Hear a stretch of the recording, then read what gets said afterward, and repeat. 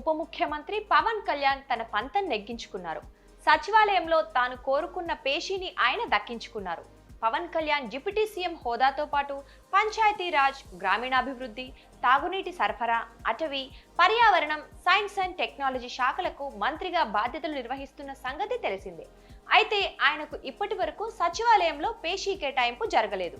అయితే తనకు సచివాలయం 2వ బ్లాక్లోని పేషీ కావాలని ఆయన కోరగా ఆర్థిక మంత్రి పయ్యావుల కేశవ్ కూడా అదే పేషీ కావాలని ప్రయత్నాలు చేశారు. గత ప్రభుత్వంలో ఈ కార్యాలయాన్ని ఆర్థిక శాఖ మంత్రి బుగ్గన రాజేంద్రనాథ్ వినియోగించుకునేవారు. దీంతో కొత్త ప్రభుత్వంలో ఆర్థిక మంత్రైన తనకే ఆ ఆఫీస్ కేటాయించాలని పయ్యావుల కేశవ్ అధికారులను ఆదేశించారు.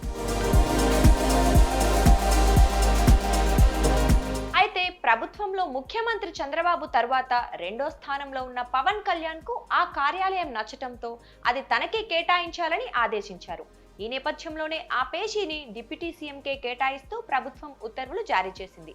దీంతో తన స్నేహితుడు సినీ ఆర్ట్ డైరెక్టర్ అయిన ఆనంద్ సాయితో పవన్ పలు మార్పులు చేయించారు.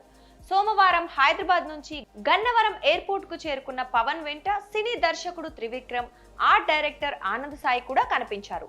తన పేషీలో మార్పుల కోసమే పవన్ ఆనంద్ సాయిని రప్పించినట్లు తెలుస్తోంది.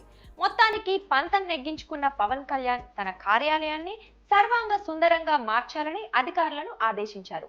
దీంతో పవన్ పేషీ కొత్త రంగులు, ఫర్నిచర్, ఇతర హంగులతో సిద్ధమవుతోంది.